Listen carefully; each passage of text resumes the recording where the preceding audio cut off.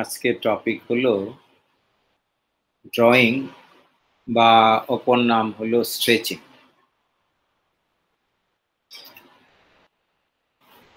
Man-made ফাইবারে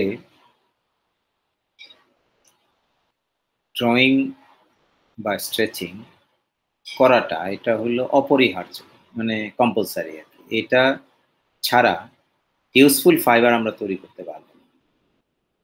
কারণ polymer থেকে যখন আমরা ফাইবারটা তৈরি করি তখন কিন্তু ফাইবারের মধ্যে সাফিসিয়েন্ট স্ট্রেংথ থাকে না এবং ফাইবারের ডাইমেনশনাল স্টেবিলিটি থাকে না।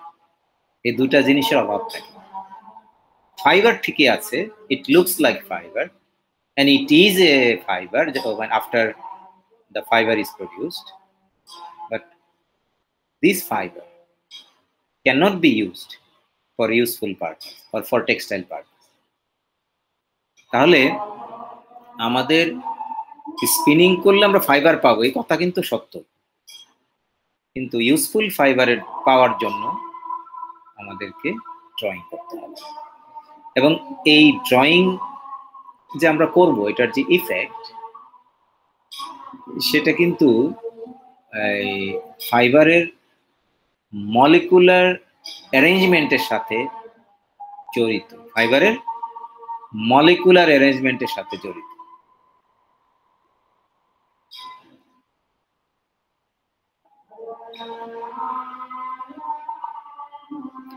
এখন প্রশ্ন আসতে পারে যে আচ্ছা, ড্রয়িং যদি না করা হয় তাহলে ড্রয়িং যদি না করা হয় আর কি, তাহলে আমাদের ফাইবারের কন্ডিশনটা কেমন থাকবে? ড্রয়িং যদি না করা হয় তাহলে আমাদের ফাইবারের কন্ডিশনটা কিরকম থাকবে সেটা এই পয়েন্ট আকারে এখানে যে পয়েন্টগুলো দিয়ে বোঝানো যায়।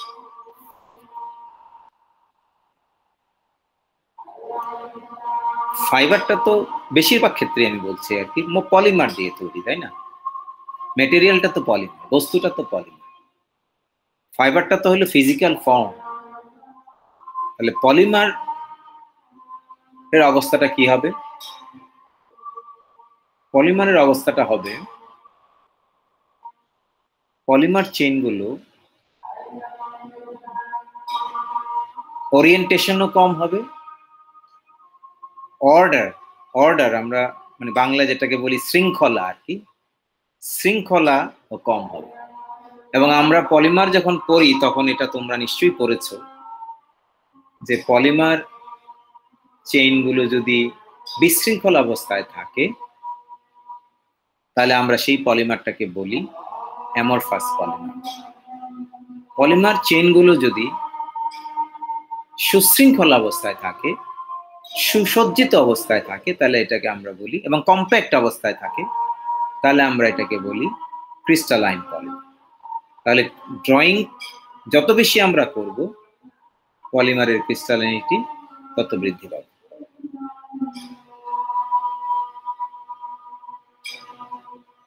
গেল একটা। দ্বিতীয় পয়েন্ট যেটা দেখো, থার্মাল স্টেবিলিটি এবং কেমিক্যাল স্টেবিলিটি আমার পলিমারের কম থাকে। থার্মাল স্টেবিলিটি হলো কি যে হিট দিলে পলিমারের ক্ষতি হবে। কেমিক্যাল স্টেবিলিটি হলো অ্যাসিড বা অ্যালকালাইন কন্ডিশন পলিমারের ক্ষতি করবে, অ্যাসিড অথবা অ্যালকালি দুইটাই ক্ষতি করতে পারে। তাহলে স্টেবিলিটি কথাটা হলো কি যে পলিমার মজবুত অবস্থায় থাকবে কিনা কেমিক্যালের এগেইনস্টে, সেটা নির্ভর করে কতটুকু ড্রয়িং করা হয়েছে তার।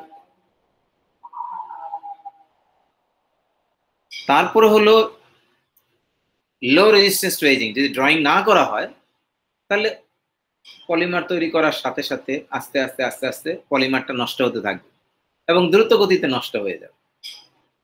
আর যদি ড্রয়িং করি তাহলে এই অবস্থাটা থাকবে না, আমি দীর্ঘ সময় পলিমার ভালো থাকবে। পলিমার বলছি কিন্তু ম্যাটেরিয়াল, আর ফিজিক্যাল ফর্ম হলো ফাইবার। ফাইবারের যে ইলংগেশন সেটাও কম হবে, ডিফরমেশনটা কম হবে ড্রয়িং যদি করা হয়। আর যদি না করি তাহলে বেশি হবে। টেনজাইল স্ট্রেন্থ কম হবে যদি ড্রয়িং না করি, আর যদি ড্রয়িং করি তাহলে টেনজাইল স্ট্রেন্থ বেশি। আমরা দেখতে পাচ্ছি প্রতিটা ক্ষেত্রে ড্রয়িং যদি করি আমরা অনেকগুলো অ্যাডভান্টেজ পাই, একটা না। কিন্তু অনেকে মনে করে যে ড্রয়িং করলে মানে শক্তি বাড়লো, না, শক্তি বাড়লো বলতে আসলে আমরা সিম্পলি শক্তি বাড়ে বলি, কিন্তু এটার মিনিংটা আরো অনেক বেশি ব্যাপক। যেমন ওই যে stability, chemical stability, thermal stability, পলিমারের যে ক্রিস্টালাইন রিজন। এখানে একটা কথা অবশ্য আছে, সেগুলো কি সব পলিমারে কি একরকম হয়? না না না, সব পলিমারে একরকম হয় না। আমরা পরে দেখব সব পলিমারে কিন্তু এফেক্টটা সেম না, ভেরিয়েশন আছে। এখানে একটা পলিমার ম্যাটেরিয়াল অর্থাৎ ফাইবার, কিন্তু পলিমার ম্যাটেরিয়ালের ভিতরের চিত্র দেখানো আছে।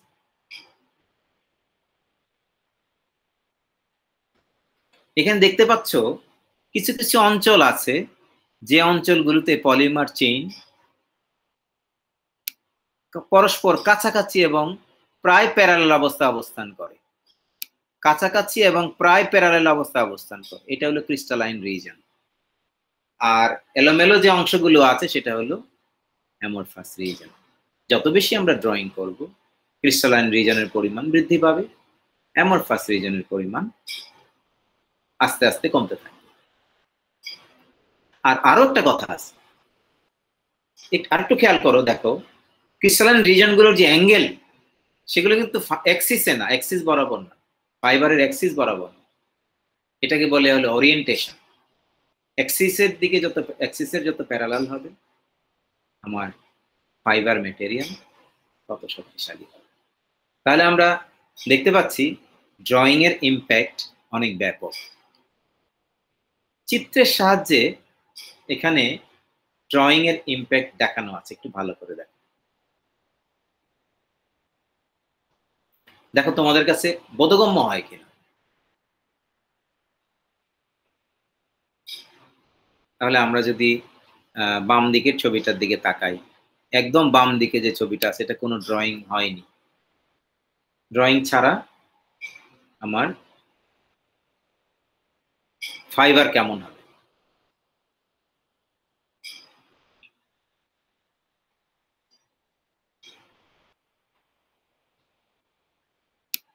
এটা হলো অল্প ড্রয়িং। ড্রয়িং যদি আমরা অল্প দিই তাহলে ফাইবার কেমন? আর এটা হলো মোটামুটি ভাবে বলতে পারো ড্রয়িং পর্যাপ্ত পরিমাণ দেওয়া হয়েছে, তখন আমার ফাইবারের ভিতর পলিমার চেইনগুলো কিভাবে থাকবে। আমি আশা করি তোমরা দেখে বুঝতে পারছো যে পলিমার ক্রিস্টালাইন রিজন যেমন বৃদ্ধি পেয়েছে, সাথে সাথে ক্রিস্টালাইন রিজনগুলো ফাইবারের অ্যাক্সিসের প্যারালাল হয়েছে। এখন অ্যাক্সিস বলতে আমরা বুঝি কি জানো? আমরা যদি কাল্পনিক একটা এইভাবে একটা সিলিন্ডার কল্পনা করি, তাহলে সিলিন্ডারের একটা কেন্দ্র আছে, এখানে সিলিন্ডারের এখানে একটা কেন্দ্র আছে, এই কেন্দ্র বরাবর যে সরল রেখাটা কাল্পনিক, এটাই হলো অ্যাক্সিস। তাহলে দেখো পলিমারের চেইনগুলো এই 3 নাম্বার ক্ষেত্রে মোর অর লেস কিন্তু অ্যাক্সিসের প্যারালাল হয়েছে। তাহলে এই অবস্থায় আমার ফাইবার সর্বোৎকৃষ্ট অবস্থায় আছে। তাহলে আমাদের টার্গেট হলো 3 নাম্বার। 1 হলো কোনো ড্রয়িং দেওয়া হয় নাই, 2 হলো পার্শিয়ালি ড্রয়িং দেওয়া হয়েছে, আমরা অনেক সময় বলি POY, তোমাদেরকে আগে আমি বলেছি পার্শিয়ালি ওরিয়েন্টেড ইয়ার্ন। আর 3 নাম্বারটা হলো FOY বা FTY, ফুললি ওরিয়েন্টেড ইয়ার্ন। এখন ড্রয়িং কিভাবে দেওয়া হয় দেখো। ড্রয়িং তো আমরা আবার শর্ট স্টেপল স্পিনিং এও শুনেছি, তাই না? এখানে হইলো ফিলামেন্ট ইয়ার্ন, তার মানে এখানে মনে করো প্রায় 20টা 30টা 40টা 50 60টা ফিলামেন্ট একত্রিত অবস্থায় আছে, এখান দিয়ে আসছে। আসার পর আমরা প্রথম ড্রয়িং রোলারের মধ্যে এভাবে প্যাচ দেবো 1 2 3, তারপরে হিটারের উপর দিয়ে নিয়ে যাব, আবার দ্বিতীয়টা আমরা প্যাচ দেবো 1 2 3 দিয়ে, তারপর আমরা বের করে দেব। এখান দিয়ে বের হয়ে চলে গেল আর এখান দিয়ে প্রবেশ করলো। প্রথম যে রোলারের পেয়ার এটাকে বলা হয় ফিড রোলার, দ্বিতীয় যেটা সেটাকে বলা হয় ডেলিভারি রোলার। মনে রাখতে হবে ফিড রোলারের সারফেস স্পিড হলো v1, ডেলিভারি রোলারের সারফেস স্পিড হলো v2, যেখানে v2 is always greater than v1। Greater না হলে ড্রয়িংটা হবে না। আর ড্র রেশিও আর হলো কি? ড্র রেশিও আর হলো v2 ডিভাইডেড বাই v1। আমি আশা করি তোমরা মূলনীতিটা বুঝতে পেরেছো। এখানে হিটার একটা ব্যবহার করা হয়, এটা আমাদের প্রয়োজন অনুসারে আমরা ব্যবহার করবো আর কি, অপশনাল বলে এটাকে, হিটিং প্লেট অথবা হিটার। এই হলো আমার ড্রয়িং এর মূলনীতি। মনে রাখতে হবে আমি কিন্তু অলওয়েজ বলছি মাল্টি ফিলামেন্ট ইয়ার্ন। কোনো ফিলামেন্ট হইতে পারে, বাট ম্যাক্সিমাম ক্ষেত্রে মাল্টি ফিলামেন্ট ইয়ার্ন।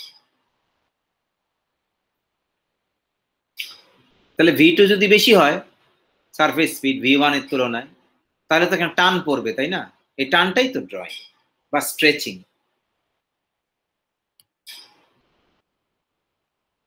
এখন ড্রয়িং এর একটা শর্ত আছে, এই শর্তটা অবশ্যই পূরণ করতে হবে।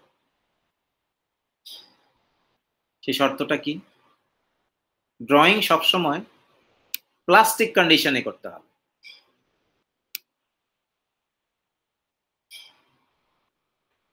এখন তুমি যদি বলো যে স্যার প্লাস্টিক কন্ডিশনটা কি? প্লাস্টিক কন্ডিশনটা হলো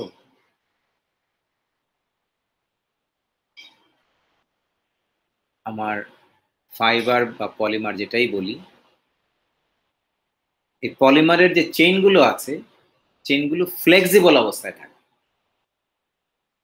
এখন যারা পলিমার ভালো করে পড়েছো তাদের নিশ্চয়ই মনে আছে যে এই পলিমার চেইনগুলো ফ্লেক্সিবল অবস্থায় কখন থাকে? যখন পলিমারটা রাবারি স্টেটে থাকে। যখন পলিমার রাবারি স্টেটে থাকে। তাহলে রাবারি স্টেটে কখন থাকে? যখন পলিমারের টেম্পারেচার গ্লাস ট্রানজিশন টেম্পারেচারের কাছাকাছি থাকে, তখন সাধারণত আমরা বলি যে আমাদের পলিমারটা রাবারি স্টেটে যাচ্ছে। অ্যাকচুয়ালি গ্লাস ট্রানজিশন টেম্পারেচারের থেকে যদি নিচে হয় তাহলে পলিমারটা গ্লাসি স্টেটে থাকে, আর গ্লাস ট্রানজিশন টেম্পারেচারে যে পরিবর্তনটা হয় সেটাই হলো গ্লাসি স্টেট থেকে রাবারি স্টেটে ট্রানজিশন। তাহলে আমি নিশ্চয়ই তোমাদেরকে বোঝাতে পেরেছি যে পলিমার যখন আমরা ড্রয়িং করব, অর্থাৎ ফাইবার আমরা যখন ড্রয়িং করব, তখন আমার ফাইবারের যে ম্যাটেরিয়াল পলিমারটা থাকতে হবে রাবারি স্টেট। যদি রাবারি স্টেটে না থাকে, যদি গ্লাসি স্টেটে থাকে, তাহলে আমি যদি টান দিয়ে বড় করতে চাই আমার পলিমার ছিঁড়ে যাবে, অর্থাৎ আমার ফাইবারটা ছিঁড়ে যাবে, অথবা মারাত্মকভাবে ড্যামেজ হয়ে যাবে না ছিঁড়লেও, যেটা পরবর্তী পর্যায়ে টান লাগলে ছিঁড়ে যাবে। সুতরাং আমাদেরকে এই শর্তটা অবশ্যই পূরণ করতে হবে। কত ধরনের ড্রয়িং আছে? একটা ড্রয়িং তো আমরা ব্যবহার করেছি স্পিনিং এর সময়, না? স্পিনিং এর সময় কিন্তু একটা ড্রয়িং হয়ে যায়। তোমাদের আমি বলেছি দেখো 2500 থেকে 4500 মিটার পার মিনিট যদি স্পিড থাকে, ওয়াইন্ডিং স্পিড, তাহলে তাকে বলে পার্শালি ওরিয়েন্টেড ইয়ার্ন। আর যদি 6000 মিটার পার মিনিটের থেকে উপরে যায় ওয়াইন্ডিং স্পিড, তাহলে আমরা সেই যে সুতাটা উৎপন্ন হয় সেটাকে বলি ফুললি ওরিয়েন্টেড ইয়ার্ন, তাই না? এবং মেল্ট স্পিনিং এর ক্ষেত্রে এই স্পিড ম্যাক্সিমাম হতে পারে কত পর্যন্ত? ম্যাক্সিমাম এটা হতে পারে 10,000 মিটার পার মিনিট পর্যন্ত। তাহলে একটা ড্রয়িং হলো স্পিনিং এর সময় যে ড্রয়িং। দ্বিতীয় এবং তৃতীয় যে ড্রয়িংটা এখানে খেয়াল করো, দ্বিতীয় এবং তৃতীয় যে ড্রয়িং, এটার মধ্যে পার্থক্য কি দেখো? আনপ্লাস্টিসাইজ কন্ডিশন আর প্লাস্টিসাইজ কন্ডিশন। পার্থক্য হলো এটা, মানে ড্রয়িংটা আমরা করব আনপ্লাস্টিসাইজ কন্ডিশন, প্লাস্টিসাইজ কন্ডিশন। যে পলিমার পরনায় হয়তো আমার কথাটা তোমার বুঝতে অসুবিধা হতে পারে, আর আমি বলেছি যে না বুঝলে আমাকে প্রশ্ন করবে। আনপ্লাস্টিসাইজ কন্ডিশন হলে আমি কোনো প্লাস্টিসাইজার অ্যাড করব না, আমি কোনো প্লাস্টিসাইজার অ্যাড করব। প্লাস্টিসাইজার অ্যাড করলে কি হয়? প্লাস্টিসাইজার যদি আমরা অ্যাড করি তাহলে আমাদের পলিমারের গ্লাস ট্রানজিশন টেম্পারেচার কমতে থাকে, আমরা অ্যাড করব না। এই অবস্থায় যে ড্রয়িংটা সেটা হলো drawing in unplasticised condition. Polyester fibre, nylon ফাইবারকে এই পদ্ধতিতে ড্রয়িং করা হয়। তাহলে খেয়াল করো এটা আবার দুই রকম আছে, হট কোল্ড। নাইলন হলো কোল্ড ড্রয়িং, তার মানে হিটারটা অফ থাকে। আর পলিস্টারের ক্ষেত্রে হলো হট ড্রয়িং, হিটারটা অন থাকে। পলিস্টারের ক্ষেত্রে হিটারটা অন থাকে, আর নাইলনের ক্ষেত্রে হিটারটা অফ থাকে। কোল্ড ড্রয়িং মানে কি বরফ দিয়ে ঠান্ডা করা? না না, তা না, রুম টেম্পারেচারে করা। আর হট হলো যেটাকে গরম, হিটারটা অন করলে তো গরম হবে, তাই না, সেটা ব্যবহার করে করা। আর বিশেষভাবে হিট সেন্সিটিভ ফাইবার অ্যাসিটেট এবং ট্রাই অ্যাসিটেটের ক্ষেত্রে আমরা ড্রয়িংটা করার সময় প্লাস্টিসাইজ কন্ডিশনে রাখি আমাদের ফাইবার অর্থাৎ পলিমার। কেন? এটা হিট সেন্সিটিভ ফাইবার, এজন্য আমরা করি কি প্লাস্টিসাইজার ব্যবহার করি। প্লাস্টিসাইজার ব্যবহার করলে এটা রাবারি স্টেটে চলে আসে, তখন ড্রয়িংটা সম্পূর্ণ। আর ওয়ার্পিং এর সময় যদি ড্রয়িং করি এটাকে বলা হয় ড্র ওয়ার্পিং। টেক্সচারাইজেশনের সময় যদি ড্রয়িং করি তাহলে এটাকে বলা হয় ড্র টেক্সচারাইজেশন। এটা খুব একটা কমনলি ইউজ প্র্যাকটিস, আমাদের বাংলাদেশেও এটা ব্যবহার করা হয়। আমাদের বাংলাদেশে ড্র ওয়ার্পিংও আছে, দুইটাই আছে। ড্র ওয়ার্পিং ব্যবহার করা হয়। ওয়ার্প নিটিং তোমরা নিশ্চয়ই নাম শুনেছো, আমি আশা করি অনেকে দেখেছো। ওয়ার্প নিটিং এর সময় সেখানে যখন ওয়ার্পিংটা হয় না, ওয়ার্প নিটিং এ তোমরা জানো তো যে বিম তৈরি করা হয়, বিম তৈরি করার আগে এই ড্রয়িংটা কমপ্লিট করা হয়। সর্বশেষ H4S মেথড। এইচ এর পরে 4টা এস, কি? High, speed, spinning, stretching, steaming. আবার বলছি, high, speed, spinning, stretching, steaming, 4টা এস। এটা শুধুমাত্র নাইলন 6 ফাইবারের জন্য ব্যবহার করা হয়, শুধুমাত্র কিন্তু নাইলন 6 এর জন্য এই পদ্ধতি ব্যবহার করা হয়। এবং এর স্পিড হলো দেখো 10,000 মিটার পার মিনিট, অনেক হাই স্পিড। তাহলে আমরা অনেকগুলো ড্রয়িং পদ্ধতি জানলাম যেগুলো ব্যবহার করা হয় ম্যানমেড ফাইবার যখন তৈরি করা হয়।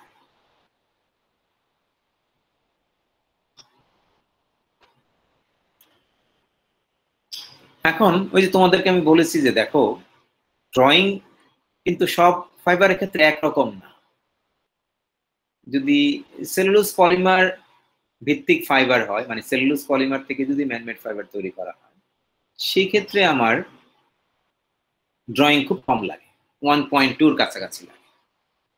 আর যদি থার্মোপ্লাস্টিক ফাইবার হয়, যেমন নাইলন, পলিয়েস্টার, পলিইথিলিন, পলিপ্রোপাইলিন, হ্যাঁ, এই সমস্ত ফাইবার আর কি, সেই সমস্ত ক্ষেত্রে ড্রয়িংটা, ড্রয়িং বলতে এখানে আমি ড্র রেশিও বলছি আর কি। আর ওই যে আর যেটা ছিল ড্র রেশিওটা রাখা হয় সাধারণত 3 থেকে 5-এর মধ্যে। আর অ্যাক্রাইলিক ফাইবারের ক্ষেত্রে অনেক বেশি ড্রয়িং অ্যাপ্লাই করা হয়, সেই ক্ষেত্রে 10 বা তার কাছাকাছি ড্র রেশিও রাখা হয়। এই হলো মোটামুটি ভাবে ড্র রেশিও কত রাখা হয় ড্রয়িং এর সময়। আরেকটা ইম্পর্টেন্ট টার্মিনোলজি আমরা ব্যবহার করি ড্রয়িং এর সময়, সেটাকে বলা হয় রেসিজিউয়াল ড্র রেশিও। অর্থাৎ ফুললি ড্রন ইয়ার্ন তৈরি করার জন্য বাকি কত ড্রয়িং লাগবে, এটাকে বলা হয় residual draw ratio. Fully drawn yarn তৈরি করার জন্য যদি কোনো ড্রয়িং না লাগে আর কি, তার মানে আমার ফুললি ড্রন ইয়ার্ন অলরেডি হয়ে গেছে, তাহলে তার লাগবে না ড্রয়িং, তাই না? আমাদের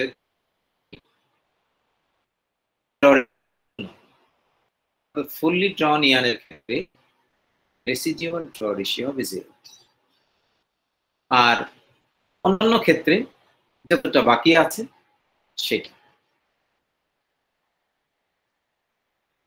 এখন আরেকটা টার্মিনোলজি অনেক সময় আমাদের জানতে চাওয়া হয়, সেটা হলো স্ট্রেচ রেশিও। স্ট্রেচ রেশিওটা হলো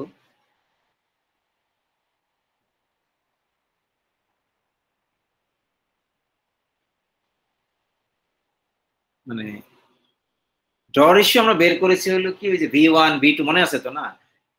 এখন স্ট্রেস রেশিও যেটা, সেটা কিন্তু একটা ভিন্ন জিনিস। সেটা কেমন? সেটা হলো লেংথ, ড্রয়িং এর আগের লেংথ, ড্রয়িং এর পরের লেংথ। ড্রয়িং এর আগের লেন্থ, ড্রয়িং এর পরের লেন্থ, এই দুইটার রেশিওকে বলা হয় স্ট্রেচ রেশিও। এবং এটা সব সময় ড্র রেশিওর থেকে সামান্য কম হবে। ড্র রেশিও যা হবে তার থেকে সামান্য কম। কেন কম হবে জানো? এই যে লেন্থটা যখন আমরা মেজার করব তখন আমরা কিন্তু ড্রয়িং এর পরপর মেজার করি না, একটু সময় নিয়ে রিল্যাক্স স্টেটে মেজার করি। তখন একটু ইলাস্টিক রিকভারির কারণে লেন্থটা সামান্য একটু কমে যায়।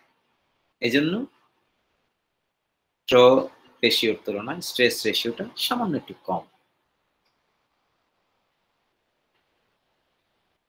আর ড্র টেক্সচারাইজেশন একটা কথা আমি আগে বলেছি, সেটা হলো যে টেক্সচারাইজেশনের সময় যদি ড্রয়িং করা হয় একসাথে, অর্থাৎ টেক্সচারাইজেশন হবে ড্রয়িং হবে একসাথে, তখন এটাকে বলা হয় ড্র টেক্সচারাইজেশন।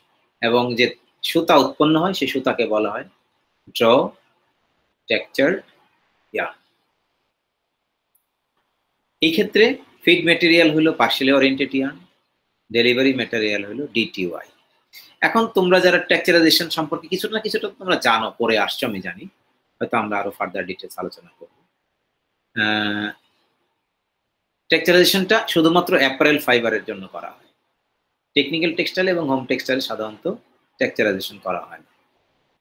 তাহলে সেই ক্ষেত্রে কিছু ড্রয়িং স্পিনিং এর সময় করা হয়, যে পার্শিয়ালি ওরিয়েন্টেড ইয়ার্ন পিওওয়াই তৈরি করা হয় যখন, আর বাকি ড্রয়িংটা করা হবে যখন টেক্সচারাইজেশন করা হবে। এইভাবে ডিটিওয়াই তৈরি করা হয়। এবং দুই ধরনের মেশিন আছে, সিকোয়েন্সিয়াল মেশিন এবং সাইমালটেনিয়াস মেশিন। তার মধ্যে সারা পৃথিবীতে পপুলার হলো সাইমালটেনিয়াস মেশিন। আমাদের বাংলাদেশেও যে মেশিন ব্যবহার করা হয় এটা হলো সাইমালটেনিয়াস মেশিন।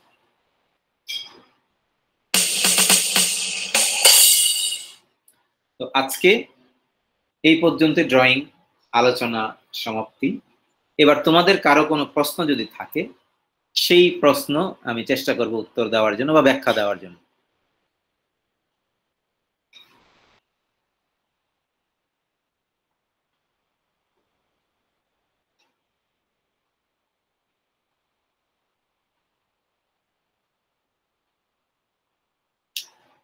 তোমাদের কারো কোনো প্রশ্ন আছে এই পর্যন্ত?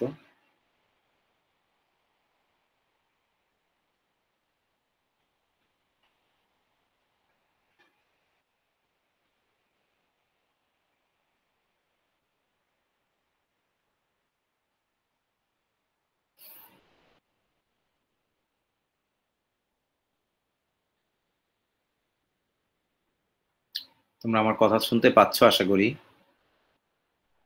হ্যাঁ স্যার, শুনতে পাচ্ছি। কোনো প্রশ্ন আছে কারো? কোনো কনফিউশন, কোনো কিছু আরো একটু ব্যাখ্যা করা দরকার, এরকম কিছু আছে? আমি পুরো চিত্রটা উপস্থাপন করলাম এবং যে পয়েন্টগুলো আলোচনা করা দরকার সেগুলি তোমাদের সামনে উপস্থাপন করলাম। এখন হলো তোমাদের কোনো কোশ্চেন বা কোনো ফার্দার এক্সপ্লেনেশন লাগলে আমি সেই জায়গায় আরো একটু ডিটেলস আলোচনা হয়তো করবো।